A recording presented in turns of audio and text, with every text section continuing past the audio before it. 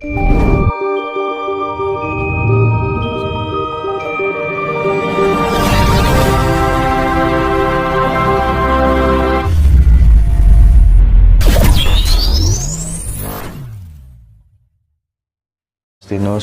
ya. Rahayu. Rahayu.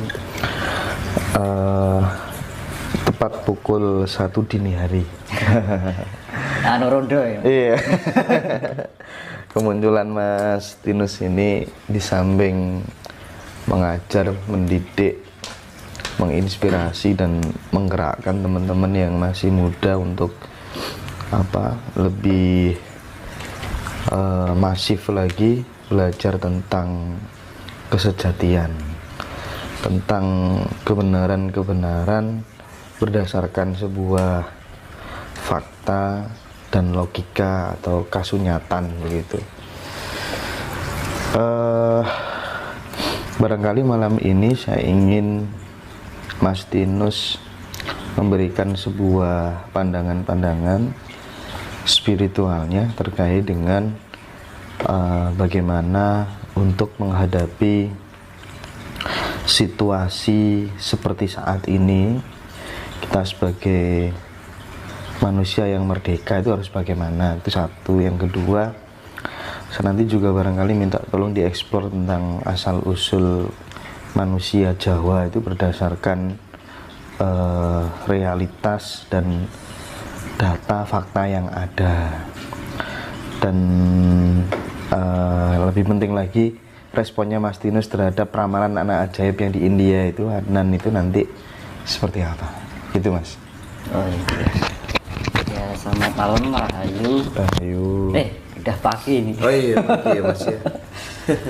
Ya, ini kita sharing aja, nggak ada istilah duri atau gimana, nggak ada. Kita saling berbagi, semua juga untuk semua. Semuanya untuk kita semua maksudnya.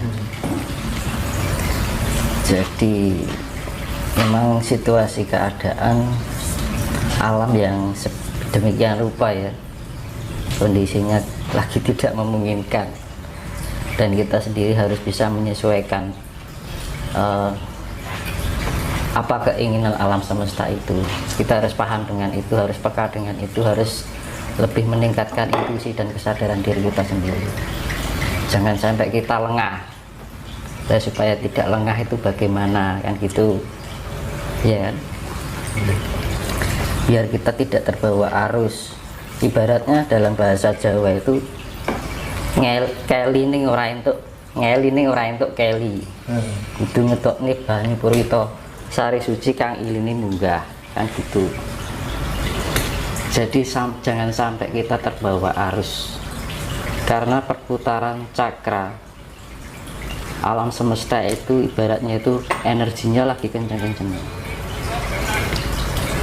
Karena kalau dari apa yang saya rasakan kan akan ada transisi perpindahan zaman, dan setiap zaman dahulu sampai sekarang itu transisi selalu ada, dan setiap perpindahan zaman itu selalu diakhiri dengan bencana yang maha dahsyat. Nah, itulah yang saya bagikan untuk teman-teman semua, untuk saudara-saudara kita semua. Jadi intinya itu biar kita itu bisa menjadi orang yang merdeka ya. Kalau kita udah jadi bisa orang yang merdeka kan enak gitu loh. Jadi tujuannya ini kan yang namanya, ini bukan suatu ramalan ya, tapi suatu kepekaan rasa.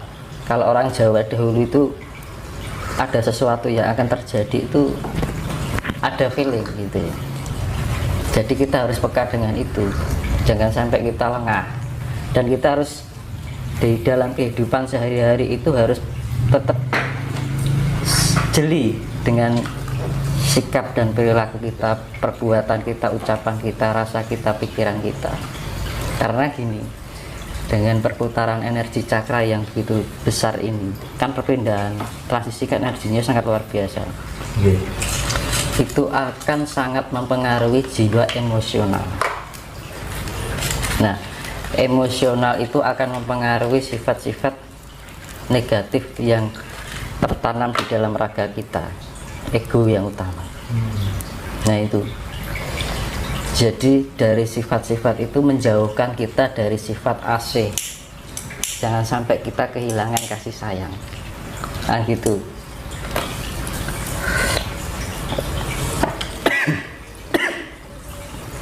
Keselak. Terus kita intinya patokannya siji kasih sayang. Ketika kita emosional keluar, kita ingat lagi kudu duwe sifat welas asih, asah asih masuk. Nah, jadi gini, dengan adanya perputaran energi ini, itu nanti banyak orang yang saling menyalahkan, saling berebut kebenaran. Nah, yang paling bahayakan seperti itu. Nah, ketika kita berbuat sedemikian rupa, yang merasa benar, merasa pintar, kita akan kehilangan sifat kerendahan hati. Otomatis kalau tidak mempunyai sifat rendah hati, sudah tidak mengkarakteristik sifat kasih sayang. Tanpa sadar, kasih sayang itu suatu kata yang sederhana ya, tapi nggak mudah untuk dijalankan. Kadang-kadang kita lalai, lengah, kan gitu, kelenong. Makanya kan perlu kita tingkat yang namanya spiritual itu biar kita lebih peka, jadi responsif dalam otak rasa kita, lebih cepat merespon gitu. Jadi kalau ada tindakan-tindakan yang sekiranya kita tidak tersadari, akan segera teringat, terespon. Omonganku kok koyong ini ya, nah gitu loh. Oh, aku kok dipikirannya lah ya. Oh, kok kan di perasaan prasangka jelek sama orang lain. Iya kan? Iya. Padahal kita kalau berpikiran prasangka sama orang lain, belum tentu kita sendiri juga baik, dan juga belum tentu kita tahu sebenarnya orang itu bagaimana. Ibarat dalam bahasa Jawa, sawang sinawang, kan gitu. Nah, akhirnya pokoknya yang paling kita waspada itu adalah ya tadi, jangan sampai menyalahkan, jangan sampai merasa pintar, karena ke depan ini akan ada banyak keributan masalah itu. Itu sudah, sekarang itu sudah berjalan. Semakin masuknya semakin dari semakin gitu terus. Berantem. Nah, untuk nanti mencari kebenaran, curiga, itu nanti curiga, nanti fitnah, keluar macam-macam. Nah, itu berarti seiring berjalannya waktu tidak semakin surut, tapi semakin menjadi semakin membesar. Putaran energi cakra semesta semakin berdampak pada emosional. Nah, kalau kita nggak segera melatih tingkat spiritual kita, kan tujuannya spiritual kan biar kita lebih bisa mengendalikan diri, lebih mengontrol diri, karena terbiasa dengan kehidupan yang lebih tenang, sehingga kondisi kita lebih terseimbang. Jadi orang gerusa-gerusu, ojo kagetan, ojo gunungan. Jadi kalau ada sesuatu tuh jangan diterima mentah. Kita harus benar-benar dalami secara matang. Kira-kira misalkan jenengan ada omongan dari orang ini, kira-kira gitu kan gitu. Jangan terlalu mudah diterima untuk secara mentah lah gitu. Jadi makanya hati-hati banget, karena jebakan-jebakannya seperti itu. Nggak sengaja kita melakukan, tanpa kita sadari kita terjerumus dalam itu. Ibarat ikan itu terjebak oleh kail si pemancing, tanpa sadar dia terjerat pada ketidakadilan, kan gitu, kan mesake, kan gitu. Makanya kan ayo kita sama-sama saling berbagi, saling mengasihi, ojo sampai timbul rasa kebencian, itu dihindari pokoknya. Ini mungkin kan bagi yang nonton kan, saya harap bisa melihat video saya sebelumnya, karena ini berkaitan dengan video-video yang sebelumnya, itu akan berlanjut. Karena dari video awal sampai sekarang itu saya urutkan. Jangan sampai nanti gagal paham, urung ngerti maksudnya, urung sudah melakukan misalkan komentar apa gitu kan. Nah itu loh, makanya kita harus bisa lebih pahami dulu. Kalau kita benar mengerti, nah bisa buat pembelajaran diri. Jangan sampai ego dikedepankan, nalar diabaikan. Akhirnya apa? Rumoso bener, rumoso pinter, padahal orang karuan bener kan gitu. Maka seperti yang saya bilang itu, tidak ada kebenaran jika masih merasa benar. Tidak ada yang merasa tidak ada yang ditinggikan jika masih merendahkan. Nah gitu. Terus, dan ini terutama itu para spiritual. Para spiritual ini gencar-gencarnya pada menunjukkan suatu kehebatan, eksistensi. Nah, lebih baik niatnya kita berbagi, gitu.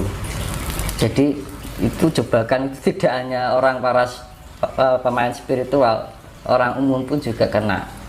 Itu bahkan spiritual pun kena terjebakan-jebakan seperti itu. Misalkan gini,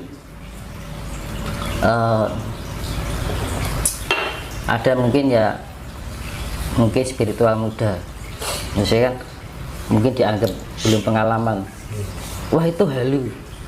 Nah itu nggak perlu, karena apa toh halusinasi itu, setiap orang pasti mengalami halusinasi gitu. Tujuannya halusinasi apa? Untuk mencapai kesejatian itu, semua orang pasti melewati halusinasi. Mengalami fase itu ya? Iya. Benar. Dan orang yang sudah pintar pun belum tentu dia tidak terbawa halu. Nah gitu loh. Makanya jangan sampai, wah ini orang ki halu, belum tentu kita sendiri tidak halu. Makanya ini contohnya gini, orang memanah itu mas, memanah ada bidikan, itu otomatis kan kita belajarnya kan untuk mengepaskan titik tengah kan harus tahap pembelajaran, lama-lama kan kena gitu kan. Nah sama halusinasi seperti itu. Jadi halusinasi itu bagian dari proses untuk menapaki jalan spiritual yang untuk jadi penjembatan dari untuk menemukan kesejatian itu tadi. Jadi yang namanya halusinasi semua orang itu mengalami. Ya halusinasi ada dua. Halusinasi yang mengarah pada kebenaran dan halusinasi yang mengarah pada ketidakbenaran. Kan gitu.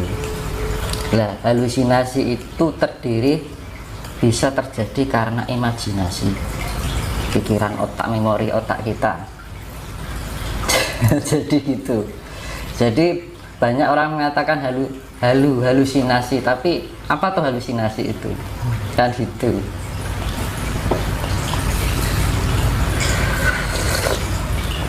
Jadi setiap orang pasti mengalami yang namanya halusinasi. Jadi kalau kita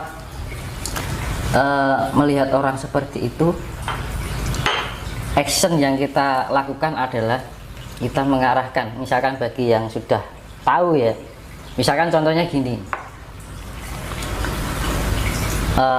mas kayak orang latihan panas itu kan, ini caranya begini loh biar pas. Nah gitu, sifatnya jangan disalahkan atau direndahkan. Nah jebakan-jebakan yang seperti itulah yang akan menjauhkan kita dari sifat welas asih. Ya intinya pokoknya melihat sesuatu yang sekiranya secara mainstream tidak cocok dengan diri kita itu, jangan terus kemudian menjustifikasi salah, menjustifikasi halusinasi dan lain sebagainya, karena orang itu mengalami hal-hal yang autentik di dalam dirinya sendiri. Jadi salah menurut kita belum tentu. Nah, gitu kan? Gitu. Karena setiap manusia itu perjalanan atau proses fase-fase itu pasti melewati. Kan? Dan itu setiap menemukan kesejatian itu, misalkan saya mencari barang A, saya harus melalui halusinasi untuk menemukan kesejatian. Itu ke barang B lagi melalui halusinasi untuk menemukan kesejatian. Seperti itu terus.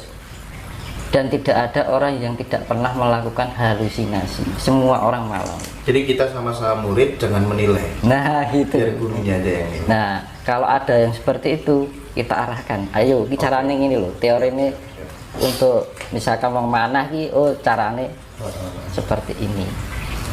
Itu biar tujuan saya ini kan biar ayo toh kan gitu loh. Kabeh ki bagian dari kita semuanya gitu loh. Kalau kita mau berbondong-bondong saling menyalahkan, saling menjat, terus piye kan gitu. Tujuan spiritual gue apa toh jane kan ngono loh. Akhirnya kan lepas atau keluar jalur, iya kan. Padahal kita mengidentifikasikan diri kita bahwa kita adalah spiritual. Tapi kita tidak hanya sebatas status, tapi benar-benar hakikatnya itu ada. Ya itu loh.